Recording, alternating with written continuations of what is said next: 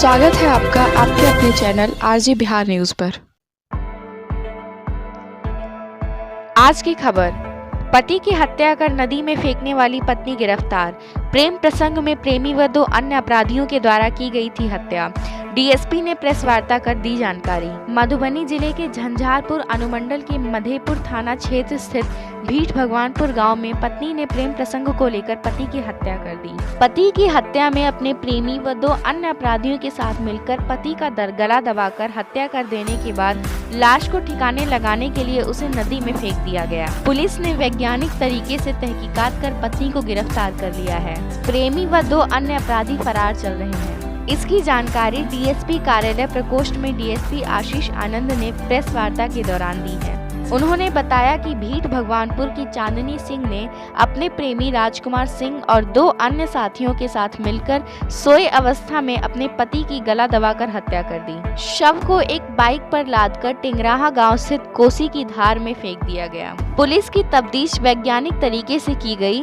अनुसंधान में चांदनी सिंह ने अपनी पति की हत्या की बात स्वीकार कर ली है। डीएसपी श्री आनंद ने कहा कि हत्या के बाद पत्नी के द्वारा ही पति के लापता होने की मधेपुर थाना में प्राथमिकी दर्ज कराई गई थी, जिसमें बताया गया है कि निरंजन सिंह गांव के ही सरोज कर्ण के यहाँ चालक का काम करता था। 10 जुलाई को रोज की तरह रात 7 बजे वह घर आया तो नशे में था और वह घर आते ही पैसे मांगने लगा।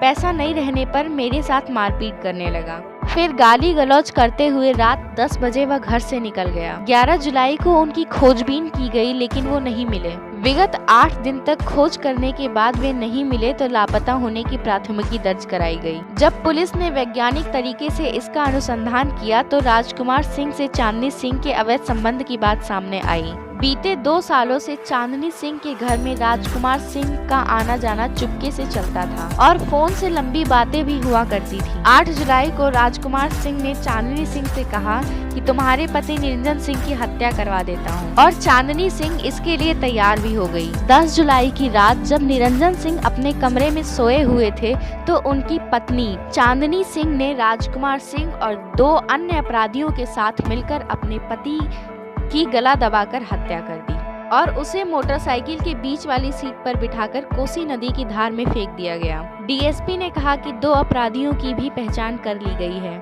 जिसमें से एक दरभंगा जिले का है और दूसरा लखनऊ थाना क्षेत्र का रहने वाला है। जानकारी के अनुसार आपको बता दें कि 12 साल पहले निरंजन सिंह और चांदनी सिंह की शादी हुई थी। दोनों से 3 संतानें भी हैं, जिसमें बड़ा लड़का 11 साल का है, दूसरा 5 साल का और तीसरी 1 साल की बेटी है। आइए देखते हैं क्या कहते हैं डीएसपी श्री आनंद।